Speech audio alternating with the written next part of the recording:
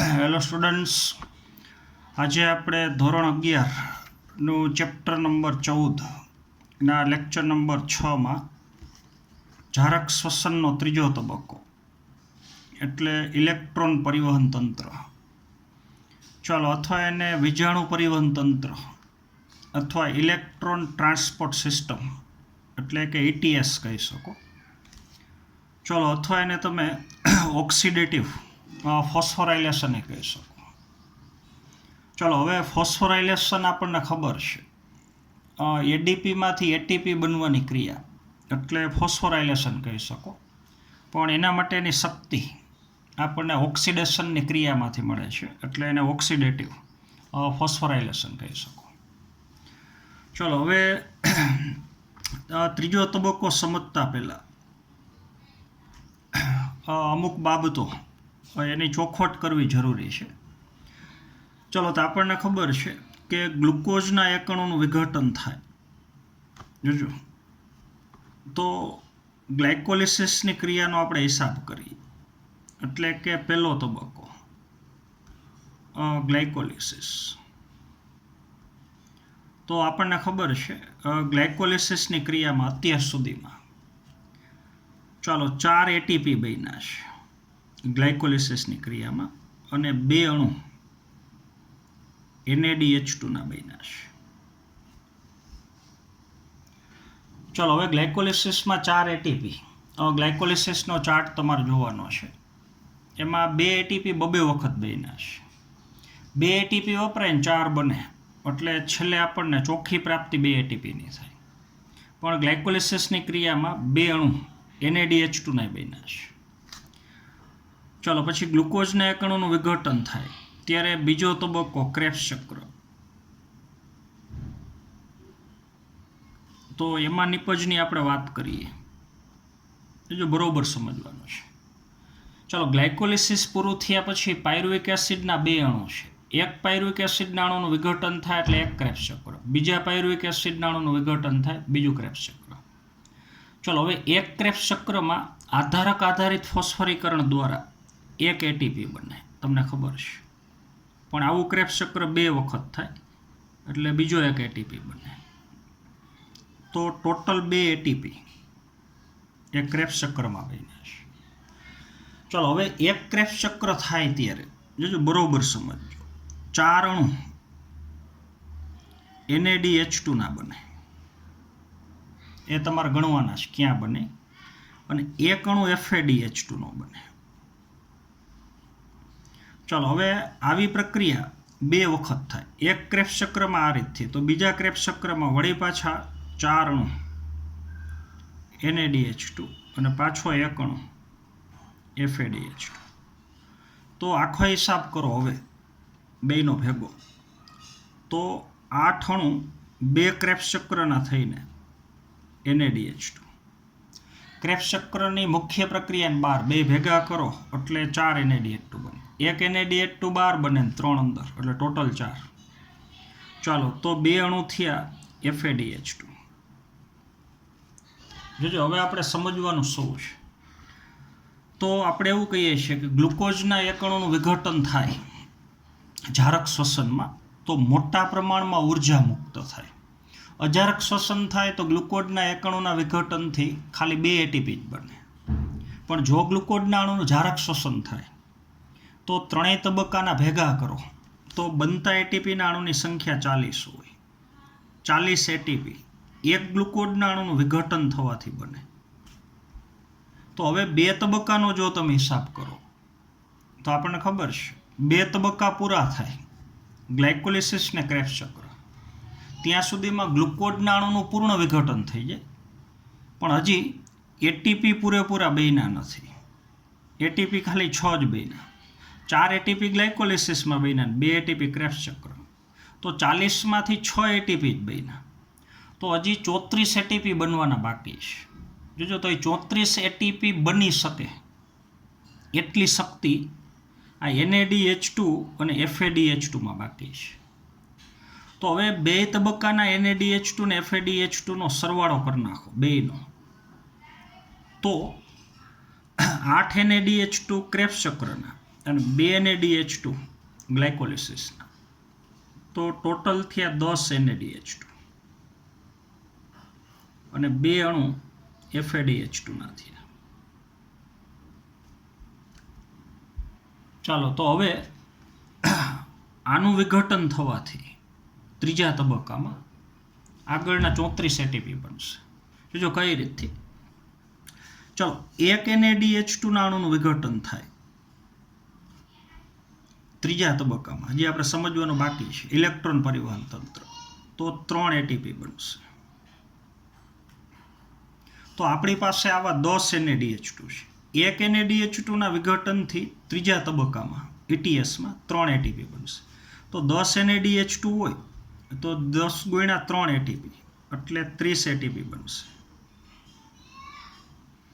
ચાલો, એમ FADH2ના એક અણુનું વિઘટન થાય તો 2 ATP બનશે. તો આપણી પાસે FADH2ના 2 અણુ છે, તો 4 ATP એના બનશે. તો ટોટલ 34 ATPનું નિર્માણ.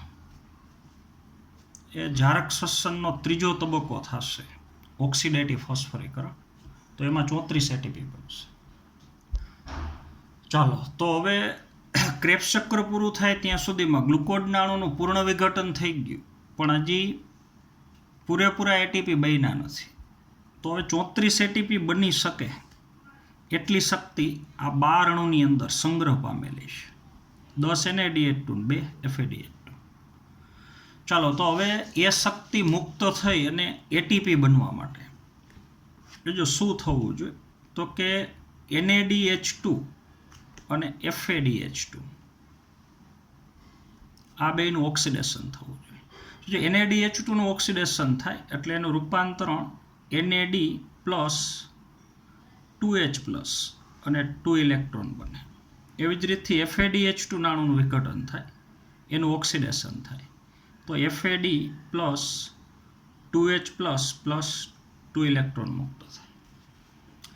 તો હવે ત્રીજા તબક્કામાં NADH2 ને FADH2 એનું વિઘટન થઈ, એનું ઓક્સિડેશન થઈ 2H પ્લસ અને 2 ઇલેક્ટ્રોન મુક્ત થાય. જો હવે NADH2 ને FADH2ના વિઘટનથી જે 2H પ્લસ મુક્ત થયા, જોજો એનું વહન ઓક્સિજન તરફ થાય અને આ 2 ઇલેક્ટ્રોન એ ETSમાંથી પસાર થાય, વિજાણુ પરિવહન તંત્ર. ચાલો, હવે NADH2 ને FADH2 એના વિઘટનથી સર્જાયેલા 2H પ્લસ એ વાતાવરણના ઓક્સિજન તરફ એટલે કે વનાફોટુ તરફ વહન પામી એની એરે જોડાઈ જાય. જો આની એરે જોડાઈ જાય એટલે બંને પાણીનો અણુ. આમાં એમ જ થશે, આ 2H પ્લસ ઓક્સિજન તરફ વહન પામે એટલે બને H2O.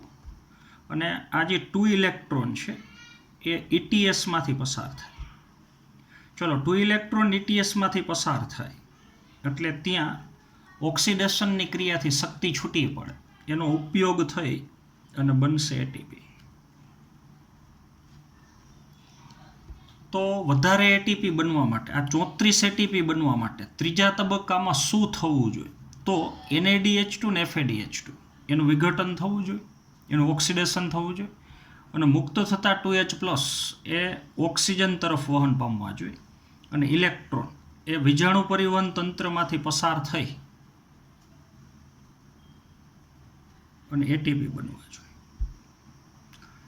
ચાલો, તો હવે NADH2 ને FADH2ના વિઘટનથી જે 2H પ્લસ ને 2 ઇલેક્ટ્રોન મુક્ત થાય છે અને એમાં ખાસ કરીને જે 2 ઇલેક્ટ્રોન છે એ વિજાણુ પરિવહન તંત્ર એટલે કે ETSમાંથી પસાર થાય છે. તો એમાં અલગ અલગ પ્રકારના વિજાણુ વાહકો ક્રમમાં છે. તો આ ઇલેક્ટ્રોન જે મુક્ત થયા એ અલગ અલગ વિજાણુ વાહકોમાંથી પસાર થશે. ચાલો, તો એ વિજાણુ વાહકોની આખી શ્રેણી છે, એને આપણે કહીએ છીએ વિજાણુ પરિવહન તંત્ર. ચાલો, તો એ વિજાણુ પરિવહન તંત્ર જોજો કણાભસૂત્રના અંતઃપટલમાં આવેલ છે. હાલો, તો એ ખાસ આપણે આગળ સમજવાનું છે. તો એ પ્રક્રિયાની થોડીક આપણે આગળ વાત કરીએ. ચાલો, તો એના માટે એક આકૃતિ એ થોડીક આપણે યાદ કરવાની છે. તો આપણને ખબર છે બીજો અને ત્રીજો તબક્કો એ કણાપ સૂત્રના અંતઃપટલમાં થાય છે. એટલે આપણે કણાપ સૂત્ર બતાવીએ તો એનું બાહ્ય પટલ. ચાલો હવેનું જે પટલ છે આ જે આંગળી જેવા પ્રવર્ધ બતાવીએ છીએ એનું અંતઃપટલ છે. તો બીજો તબક્કો થવા માટેનું સ્થાન એ અંતઃપટલ ત્રીજો તબક્કો. બીજો તબક્કો ક્રેબ્સ ચક્ર એ કણાપ સૂત્રના આધારકમાં થાય ને હવે ત્રીજો તબક્કો વીજાણુ પરિવહન તંત્ર એ કણાપ સૂત્રનું અંતઃપટલ જે તરંગિત છે ગળીમય છે એમાં થાય.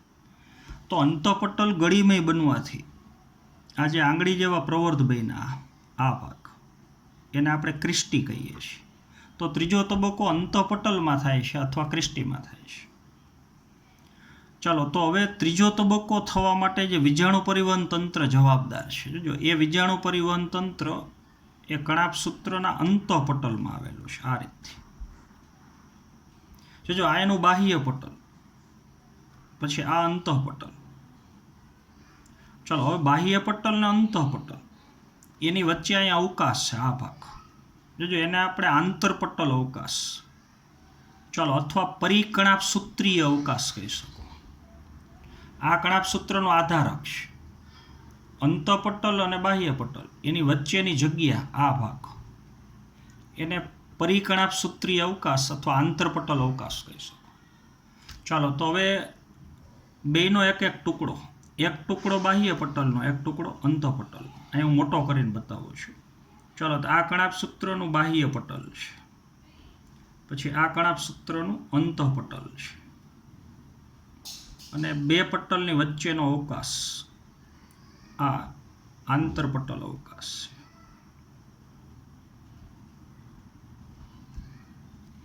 ચાલો આ કણાપ સૂત્રનો આધારક છે આ બાજુ જોજો. તો હવે ત્રીજો તબક્કો અહીંયા થાય અંતઃપટલ. આ બાહ્ય પટલ આ અંતઃપટલ. તો વીજાણુ પરિવહન તંત્ર આખું અહીંયા છે. બધા વીજાણુ વાહકો અહીંયા છે. હાલો હવે તમે સમજી ગયા છો.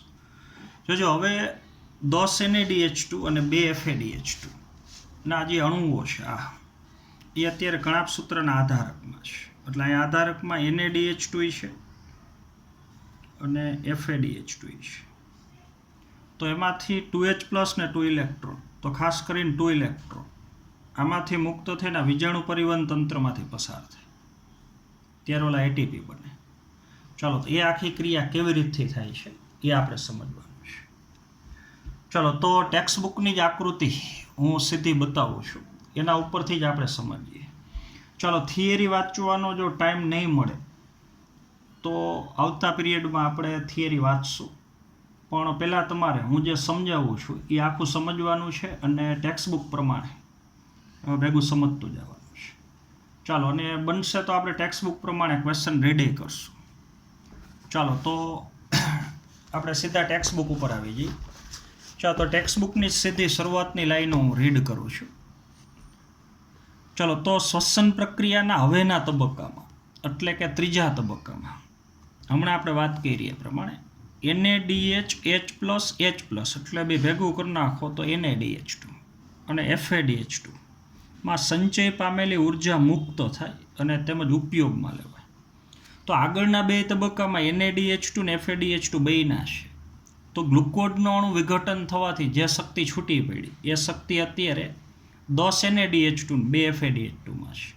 તો એ સંચય પામેલી ઉર્જા હવે આનું ત્રીજા તબક્કામાં વિઘટન થશે બેયનું એટલે ઉર્જા મુક્ત થાય અને ઉપયોગમાં લેવાય એટલે ATP બનવા માટે એનો ઉપયોગ થશે. ચાલો હવે આવું કરવા માટે આ બે અણુનો ઉપયોગ કરી અને ઉર્જા બનાવવા માટે શું થવું જોઈએ તો કે આ ત્યારે પ્રાપ્ત થાય છે ઉર્જા જ્યારે તેઓનું ઓક્સિડેશન થાય.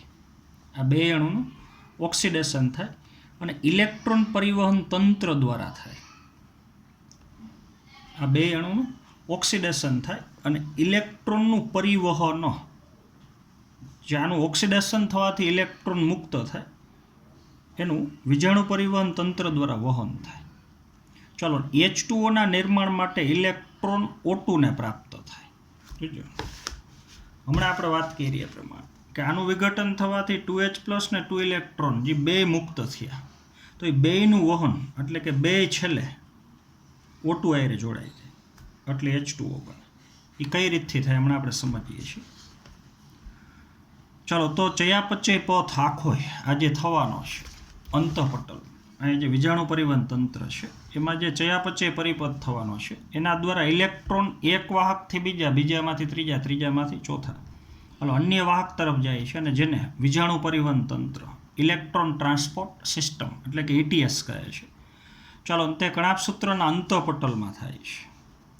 ચાલો, હવે કણાભસૂત્રના આધારકમાં, આ કણાભસૂત્રનો આધારક એમાં TCA ચક્ર એટલે કે ક્રેબ્સ ચક્ર દરમિયાન જે NADH2 બન્યા છે એનું હવે અહીંયા વિઘટન થશે.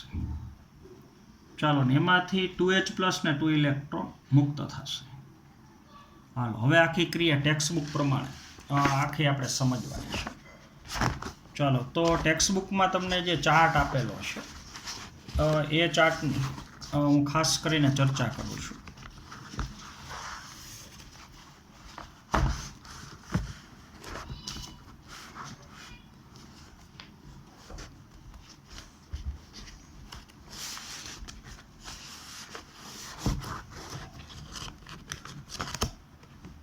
ચાલો, આપણે ચાર્ટ ટેક્સ્ટબુકમાં પ્રમાણે સમજીએ છીએ જેથી કરીને પછી તમે વાંચતા હો તો વાંચવામાં તમને સરળતા રહે.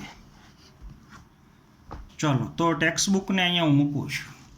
જોજો, હવે જે બ્લુ કલરનો ભાગ બતાવ્યો છે આ આખો ભાગ એ કણાભસૂત્રનું અંતઃપટલ છે. ચાલો, કણાભસૂત્રના અંતઃપટલમાં અલગ અલગ વિજાણુ વાહકો છે આ બધા. ચાલો, તો એ વિજાણુ વાહકોમાંથી કન્ટિન્યુઅમ ઇલેક્ટ્રોન પસાર થાય છે એટલે આખા તંત્રને આપણે વિજાણુ પરિવહન તંત્ર કહીએ છીએ. ચાલો, આ તમે સમજી ગયા હશો. ચાલો, હવે આ કણાભસૂત્રનું અંતઃપટલ છે, અહીંયા બાહ્ય પટલ આવશે. તો બે પટલની વચ્ચેનો અવકાશ આ એટલે કહી શકો આંતરપટલ અવકાશ. આ ભાગ આ થઈ ગયું કણાભસૂત્રનો આધાર. ચાલો, આપણી પાસે NADH2ના આવા 10 અણુ છે. જોજો, કણાભસૂત્રના આધાર એમાંથી પેલો NADH2 લઈએ. ચાલો, તો NADH2ના અણુનું આધારકમાં અહીંયા વિઘટન થયું અંતઃપટલની નજીક. જોજો, બરોબર સમજવાનું છે. ચાલો, હવે કણાભસૂત્રના આધારકમાં NADH2ના અણુનું વિઘટન થયું એટલે એનું રૂપાંતરણ થઈ ગયું NADમાં. આ તમે સમજી ગયા હશો. ચાલો, આ બરોબર તમારે યાદ રાખવાનું છે. NADH2ના અણુનું વિઘટન થઈ ગયું NADમાં. તો હવે NADH2ના અણુનું વિઘટન થવાથી 2H+ મુક્ત થાય. જોજો, કે 2H+ આ અંતઃપટલમાં આવેલું સંકુલ નંબર 1, આવા ટોટલ 5 સંકુલ છે. જો, હવે વિજાણુ પરિવહન તંત્રમાં 5 સંકુલ છે. 5 સંકુલને એકબીજા જોડી દો. એક સંકુલમાંથી ઇલેક્ટ્રોન બીજામાં, બીજામાં ત્રીજામાં, ત્રીજામાં ચોથામાં, તો બધાય સંકુલને જોડી દો એટલે થઈ ગયું આખું વિજાણુ પરિવહન તંત્ર. ચાલો, તો NADH2ના વિઘટનથી મુક્ત થતા 2H+ ને 2 ઇલેક્ટ્રોન એમાં 2H+ સંકુલ એકમાંથી પસાર થઈને જતા રહ્યા આંતરપટલ અવકાશમાં. જોજો, હવે અહીંથી તો 2H+ જ મુક્ત થયા અને અહીંયા બતાવ્યું છે 4H+. ચાલો, એ તમારે બરોબર યાદ રાખવાનું છે કે NADH2ના અણુનું વિઘટન થવાથી મુક્ત થયેલા 2H+ તો અહીંયા આવ્યા, પણ ભેગા બીજા એક 2H+ છે અહીંથી પસાર થઈને અહીંયા જતા રહી. તો ટોટલ તમને બતાવ્યા 2H+ + 2H+ એટલે થઈ ગયું 4H+. તમારે યાદ રાખવાનું છે એક NADH2ના અણુનું વિઘટન થાય તો સંકુલ એકમાંથી 4H+ પસાર થઈને અહીંયા જતા રહી આંતરપટલ અવકાશ. તો અહીંયા પ્રોટોનની સાંદ્રતા ઘટી ને અહીંયા પ્રોટોનની સાંદ્રતા વધી. હાલ, આ તમે સમજી ગયા છો. ચલો, તો NADH2ના અણુનું વિઘટન થવાથી મુક્ત થતા 2H+ એનો હિસાબ પૂરો થઈ ગયો. પણ NADH2ના અણુનું વિઘટન થાય તો ભેગા 2 ઇલેક્ટ્રોન મુક્ત થાય, જે અહીંયા તમને દર્શાવ્યા છે. ચાલો, ટેક્સ્ટબુક તમારે બાજુમાં ભેગી રાખવાની છે સમજવા માટે. ચલો, હવે A2 ઇલેક્ટ્રોનનો સ્વીકાર કરે સંકુલેક. જોજો હવે આ જે પીળા કલરનો ભાગ બતાવ્યો આખો એને કહેવાનું સંકુલેક, અને સંકુલેકનું નામ છે NADH ડિહાઇડ્રોજિનેસ. આ ખાસ યાદ રાખવાનું છે. આ સંકુલ નંબર 1 છે ને એનું નામ છે NADH ડિહાઇડ્રોજિનેસ. ચલો, એ સંકુલમાં 2 ઘટકો છે. FMN આખું નામ છે ફ્લેવિન મોનો ન્યુક્લિયોટાઇડ, એક પ્રકારનું પ્રોટીન છે. ચલો, તો NADH2 અણુના વિઘટનથી મુક્ત થયેલા 2 ઇલેક્ટ્રોન એનો સૌથી પહેલાં સ્વીકાર કરે FMN ફ્લેવિન મોનો ન્યુક્લિયોટાઇડ. ચલો, FMNમાંથી એનું વહન થાય FES પ્રોટીનમાં. જોજો, એટલે આયર્ન અને સલ્ફર ધરાવતું પ્રોટીન, આયર્ન અને સલ્ફર ધરાવતું પ્રોટીન. ચાલો, તો હવે 2 ઇલેક્ટ્રોન મળ્યા FESને. જોજો, હવે FESમાંથી ઇલેક્ટ્રોન બહાર નીકળે. જોજો, મેળવા 2 ઇલેક્ટ્રોન અને બહાર નીકળશે 1 ઇલેક્ટ્રોન. ચાલો, અહીંયા તમારે ખાસ યાદ રાખવાનું છે. તો આ સંકુલ એકની વાત થઈ ગઈ પૂરી. ચલો, હવે સંકુલ એકમાંથી ઇલેક્ટ્રોન એટલે કે FES જે ઇલેક્ટ્રોન ગુમાવે એ ઇલેક્ટ્રોન મળે યુબિક્વિનોનને. જો આને ઇલેક્ટ્રોન ગુમાવ્યા એટલે આનું ઓક્સિડેશન થયું અને એ ઇલેક્ટ્રોન મેળવે યુબિક્વિનોન. આ તમે બરોબર સમજી ગયા છો. ચલો, હવે યુબિક્વિનોન ઇલેક્ટ્રોન મેળવે FESમાંથી. જોજો, એ જ સમયે યુબિક્વિનોન આ આધારકમાંથી 2H+ એ મેળવે. આ તમારા ટેક્સ્ટ બુકમાં આપ્યું નથી, પણ આ તમારે યાદ રાખવાનું છે. તો NADH2 એ ગુમાવેલા ઇલેક્ટ્રોન, એ ઇલેક્ટ્રોન સંકુલ એકમાંથી પસાર થઈ અને મળ્યા યુબિક્વિનોન. ત્યારે યુબિક્વિનોન 2H+ એ મેળવે. જો યુબિક્વિનોન 2H+ અને ઇલેક્ટ્રોન મેળવે એટલે એનું રિડક્શન થાય, એટલે એનું રૂપાંતરણ થઈ જાય યુબિક્વિનોન H2માં. આ તમે સમજી ગયા છો. જો તો યુબિક્વિનોનનું રૂપાંતરણ થઈ ગયું યુબિક્વિનોન H2 એટલે રિડ્યુસ્ડ યુબિક્વિનોન થઈ ગયું. ચાલો, તો એનું બીજું નામ યુબિક્વિનોલ કહી શકો. ખાલી U અને Q હોય તો યુબિક્વિનોન, પણ એ ઇલેક્ટ્રોન અને 2H+ મેળવી લે યુબિક્વિનોન H2માં રૂપાંતરણ થઈ જાય એટલે આનું બીજું નામ યુબિક્વિનોલ કહી શકો. આ યુબિક્વિનોન છે ને આ યુબિક્વિનોલ છે. હાલ, આ તમે સમજી ગયા છો. જોજો, હવે આ યુબિક્વિનોન છે એ ચલિત વિજાણુ વાહક છે. આ બધા સ્થિર હોય. આ જે વિજાણુ વાહકો છે સંકુલ એ બધા સ્થિર હોય, પણ આ યુબિક્વિનોન ચલિત હોય. ચલિત હોય એટલે અંતઃપટલમાં ગતિ કરી શકતો. તો યુબિક્વિનોન સંકુલ એકમાંથી ઇલેક્ટ્રોન મેળવે. જોજો, એની પાસે જઈને અને વહન પામીને આવે સંકુલ 3 પાસે અને એને પોતાના ઇલેક્ટ્રોન આપી દે. તો સંકુલ 1 અને સંકુલ 3 એની વચ્ચે વિજાણુનું વહન એ ચલિત વિજાણુ વાહક એટલે કે યુબિક્વિનોન દ્વારા થાય. હાલ, આ તમે સમજી ગયા. જોજો, હવે સંકુલ 3ને ઇલેક્ટ્રોન યુબિક્વિનોન આપે છે જે સંકુલ 1ના છે. આ તમે બરોબર સમજી ગયા છો. ચાલો, હવે સંકુલ 3ની વાત આપણે પછી કરીએ છીએ. હવે અહીંયા વાત કરીએ આપણે સંકુલ 2. જોજો, બરોબર સમજવાનું છે. જોજો, અહીંયા આપણે એક ઉત્સેચકની વાત કરી હતી. અહીંયા તમારે ખાસ યાદ રાખવાનું છે. ચલો, તો અહીંયા આપણે ક્રેબ્સ ચક્ર યાદ કરવાનું છે કે જ્યારે ક્રેબ્સ ચક્રની અંદર સક્સિનિક એસિડ એટલે કે સક્સિનેટનું રૂપાંતરણ ફ્યુમેરિક એસિડ એટલે કે ફ્યુમેરેટમાં થતું હોય. આ તમને યાદ છે. ક્રેબ્સ ચક્રની એક ક્રિયા જ્યારે સક્સિનિક એસિડનું રૂપાંતરણ ફ્યુમેરિક એસિડમાં થતું હોય ત્યારે એ જે 2H+ ને 2 ઇલેક્ટ્રોન ગુમાવે એનો સ્વીકાર FAD કરે. આ તમને ખબર છે. ત્યારે ઓલો વિજાણુ ગ્રાહક NADH2 ન હોય પણ FADH2 હોય.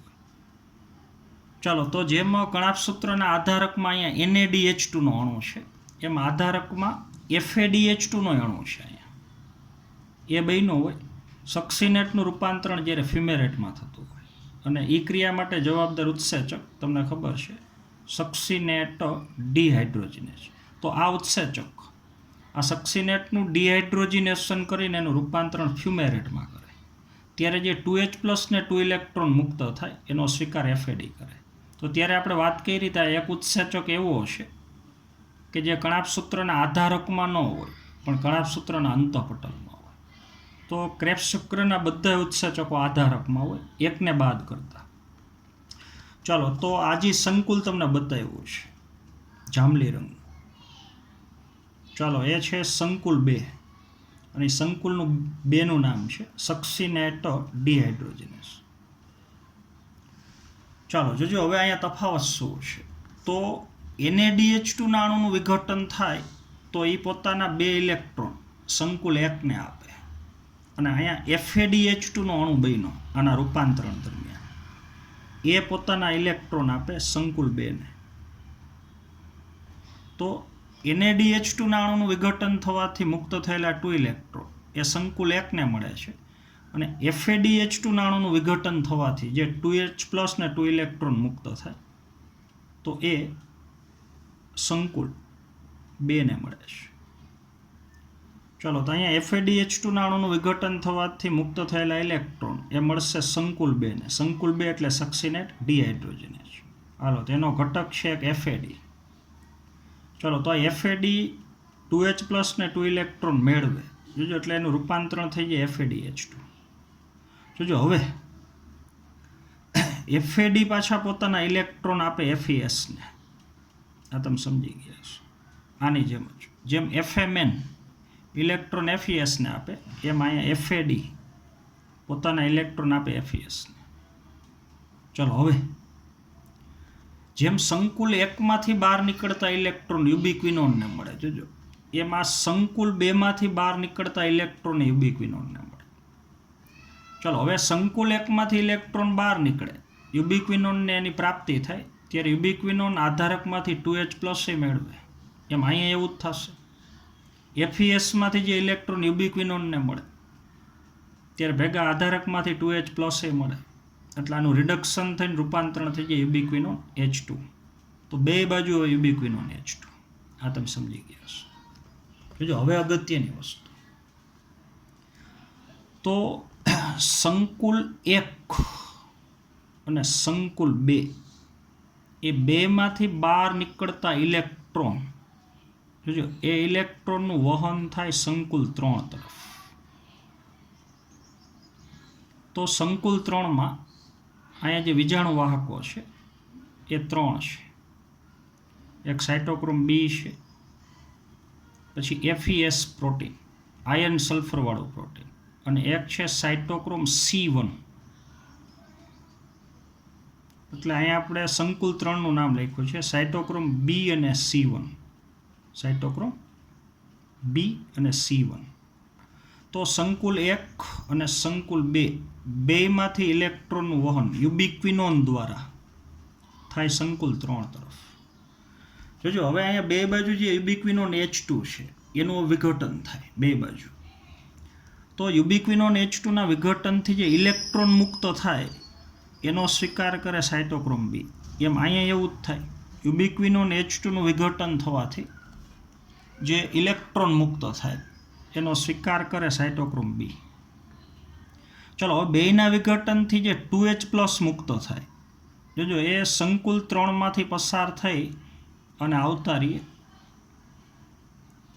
આંતરપટલ અવકાશ. તો અહીંયા થઈ ગયા 4H+. ચલો હવે યુબિક્વિનોને આપેલા ઇલેક્ટ્રોન બે બાજુથી એક ઇલેક્ટ્રોન એની પ્રાપ્તિ થાય સાઇટોક્રોમ B. ચલો સાઇટોક્રોમ B માંથી ઇલેક્ટ્રોન પસાર થાય FES. ચલો FES માંથી ઇલેક્ટ્રોન પસાર થાય સાઇટોક્રોમ C1. ચાલો આ તમે સમજી ગયા છો.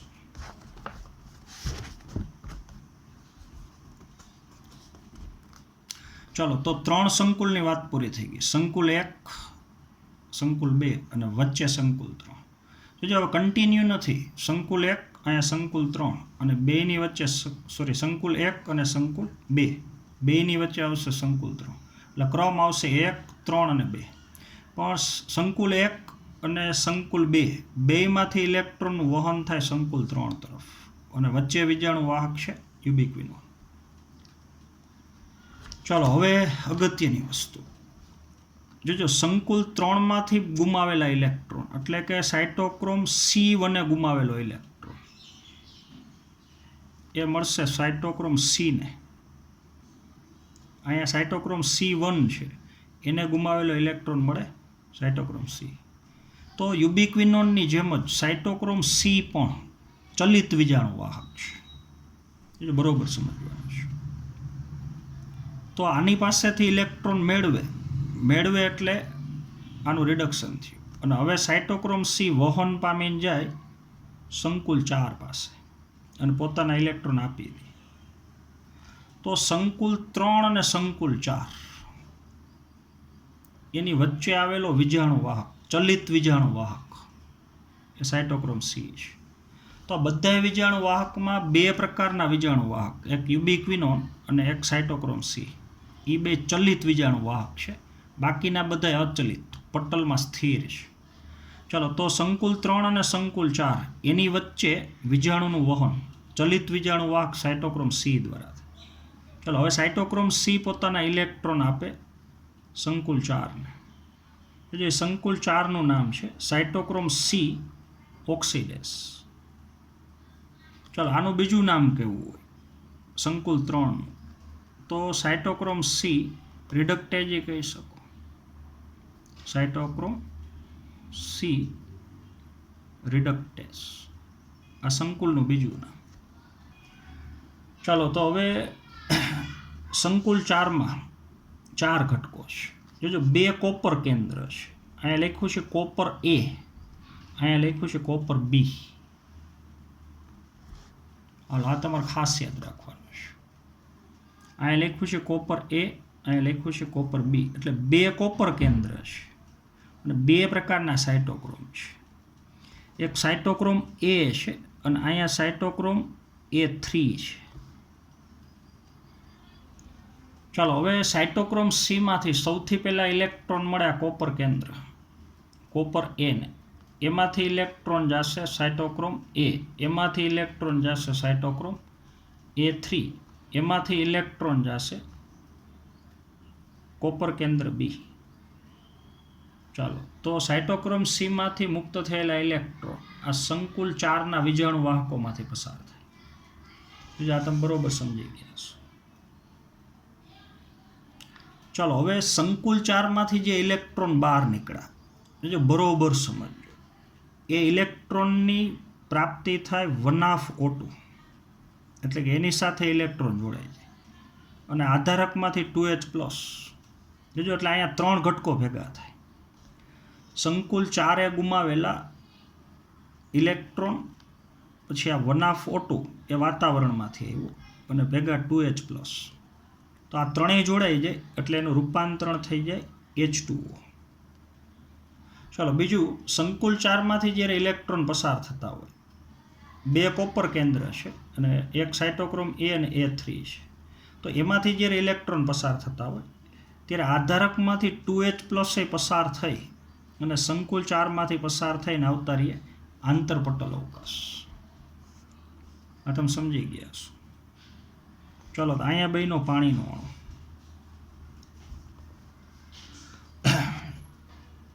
ચાલો, હવે આંતરપટલ અવકાશ. આ અંતઃપટલ છે, આ બાહ્ય પટલ. 2 પટલની વચ્ચે અહીંયા પ્રોટોન જમા થયા. એ બરોબર સમજવાનું. તો અહીંયા પ્રોટોન જમા થાય એટલે અહીંયા પ્રોટોનની સાંદ્રતા વધી જાય અને અહીંયા જે પ્રોટોન છે એ આધારકમાંથી અહીંયા આવ્યા છે. તો અહીંયા સતત પ્રોટોનનું પ્રમાણ વધારે હોય આ અંતઃપટલની બહાર, અને અંતઃપટલની અંદર એટલે અહીંયા આધારકમાં અહીંયા પ્રોટોનનું પ્રમાણ ઓછું હોય. તો અહીંયા પ્રોટોન વધુ ને અહીંયા પ્રોટોન ઓછા, તો એના લીધે અહીંયા પ્રોટોન ઢોળાણ સર્જાય. તો જેમ આપણે હરિતકણમાં વાત કરી હતી એમ જ કણાભ સૂત્રના અંતઃપટલમાં આખો 80 પેજ ઉત્સેચક આવેલો છે જોજો, જેને તમે સંકુલ નંબર 5 કહી શકો. આ સંકુલ 1 છે, સંકુલ 3, સંકુલ 2, આ સંકુલ 4 અને 5મા ક્રમનું સંકુલ એટલે 80 પેજ ઉત્સેચક. તો ટોટલ 5 સંકુલ થયા. હાલો હવે અગત્યની વસ્તુ જોજો, બરોબર સમજો.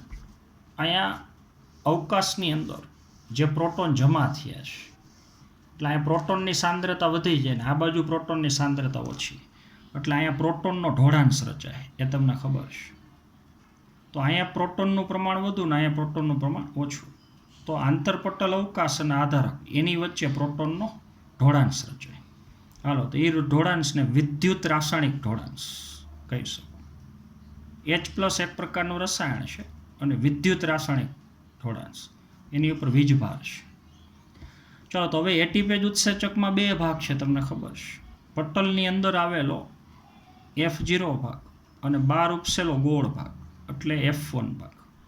તો જ્યારે પ્રોટોન અહીંથી અહીંયા પસાર થતા હોય જોજો, તો પ્રોટોન પસાર થવાથી અહીંયા ઉર્જા મુક્ત થાય. મુક્ત થાય એટલે ઉત્સેચક સક્રિય થઈ જાય, એટલે ADP + P થઈને રૂપાંતરણ ATPમાં થઈ જાય. આ તમે સમજી ગયા છો. જોજો હવે અગત્યની વસ્તુ એ છે કે એક NaDH2 ના અણુનું વિઘટન થાય. એક જોજો હવે NaDH2 ના અણુનું વિઘટન થવાથી મુક્ત થયેલા 2H+ ને 2 ઇલેક્ટ્રોન એ બે તમે જોશો તો ખરેખર તો એનું વહન આ ઓક્સિજન તરફ થાય છે.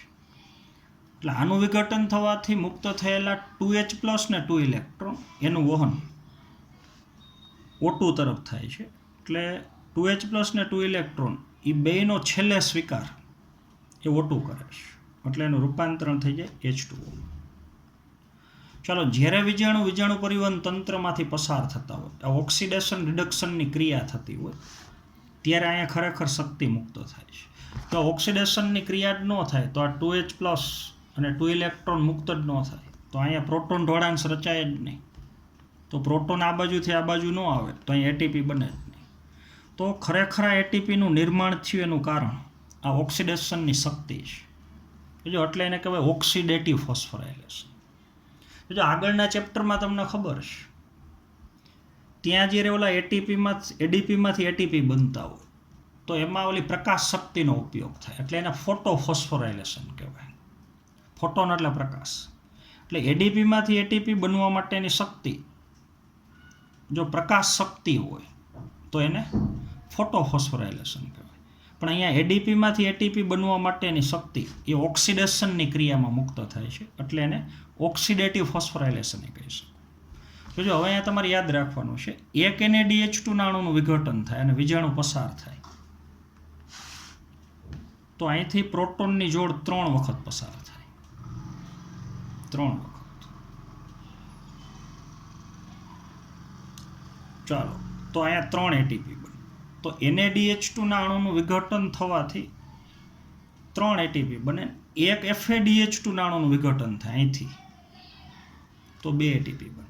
તો આપણી પાસે આવા 10 NaDH2 ના અણુ છે તો 10 તેરીને 30 ATP બને. અને 2 અણુ આપણી પાસે FADH2 ના છે તો 2 ને 2 4 ATP બને. ચાલો તો હવે કેટલા ATP બનશે અહીંયા એનો આધાર આ 2H+ ને ઇલેક્ટ્રોનનો દાતા કોણ છે એના ઉપર. જો NaDH2 એનો દાતા હોય એટલે કે 2H+ ને 2 ઇલેક્ટ્રોન NaDH2 માંથી મુક્ત થયા હોય તો અહીંયા 3 ATP બને. અને FADH2 માંથી જો 2H+ ને 2 ઇલેક્ટ્રોન મુક્ત થયા હોય તો અહીંયા 2 ATP બને. ચાલો તો આખું તમે સમજી ગયા હશો. ચાલો તો હવે ટેક્સ્ટ બુક પ્રમાણે આખો ક્વેશ્ચન તમારે રીડ કરવાનો છે. મેં બધા મુદ્દા સમજાવી દીધા છે. ટેક્સ્ટ બુક પ્રમાણે તમારે ક્વેશ્ચન રીડ કરશો તો આવી બધી ચોખવટ નથી, કૂદકા મરાવેલા છે કે આમાંથી ઇલેક્ટ્રોન આમાં ગયો સીધો આમ. પણ અહીંયા તમારે એક ખાસ યાદ રાખવાનું છે કે સંકુલ 1 અને સંકુલ 2 એ બેમાંથી ઇલેક્ટ્રોન સંકુલ 3 તરફ વહન પામે, પછી આખી પ્રક્રિયા. ચાલો તો આખો ક્વેશ્ચન ટેક્સ્ટ બુક પ્રમાણે રીડ કરવાનો છે. ચાલો હવે અહીંયા 2H+ વધુ હોય, અહીંયા 2H+ ઓછા હોય તો અહીંયા પ્રોટોન ઢોળાંશ રચાય એટલે પ્રોટોનનું વહન થાય અને ATP બને. તો ઓની જેમ જ કેમી ઓસ્મોટિક સિદ્ધાંત, તો એનો અભ્યાસ પછી આપણે આવતા પીરિયડમાં કરવાનો છે. ચાલો, તો આખો ટેક્સ્ટ બુક પ્રમાણે ક્વેશ્ચન રીડ કરજો. કાંઈ ન સમજાય તો મને પૂછવાનું છે, પછી આપણે એની આગળ ચર્ચા કરશું. ચાલો, તો અહીંયા જારક શ્વસનનો ત્રીજો તબક્કો પૂરો થઈ ગયો. ચાલો, તો આજના પીરિયડમાં આપણે આટલું રાખશું. Thank you.